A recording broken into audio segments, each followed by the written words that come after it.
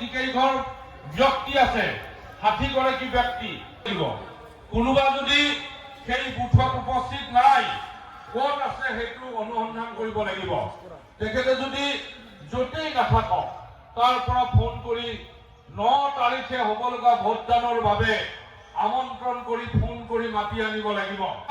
আমি কেইবাবাৰো ইতিমধ্যে সংযোজিত হৈছো, আমি আপোনালোকৰ লগত কথা পাতিছো, আপোনালোকৰ লগত কৰিব লগা কাম সম্পৰ্কত আলোচনা কৰিছো, ৰিপিটেডলি কেইবাবাৰো আমি এই আলোচনা কৰিছো। গতিকে আপোনালোকক বহুত কথা মই সংগ্ৰাম সমিতিৰ সন্মানীয় কাৰ্যকৰ্তা বিষয়ববীয়াসকল পংকজ চৰ্দাৰ নামত যদি হাত তালি দিছে অলপ জোৰকৈ দি দিয়ক।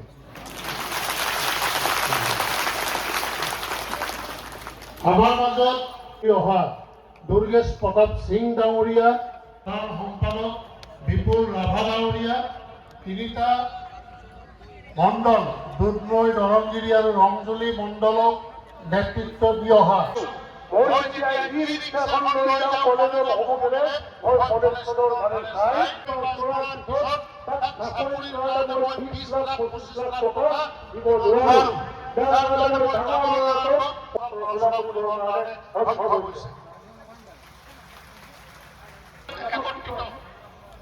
এই নিৰ্বাচন অসমীয়াৰ নিৰ্বাচন, এই নিৰ্বাচন অসমবাসীৰ বাবে চৰকাৰ গঠন কৰাৰ নিৰ্বাচন, এই নিৰ্বাচন অসমৰ শক্তিক নিধন কৰাৰ নিৰ্বাচন, এই নিৰ্বাচন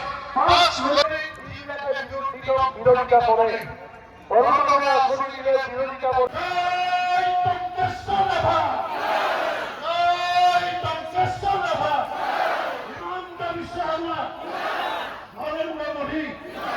নীতিন নবীন, অমিত শাহ, হিমন্ত বিশ্ব শৰ্মা, দীপাংকৰ নাথ, পংকেশ্বৰ ৰাভা। আমাৰ বিধায়ক কোন? আৰু এটা মই কৈ যাম, পংকেশ্বৰ ৰাভা অসম মন্ত্ৰী সভাত মন্ত্ৰী হ'ব নিশ্চয়। দুটা লাইন মই কৈ দিছো।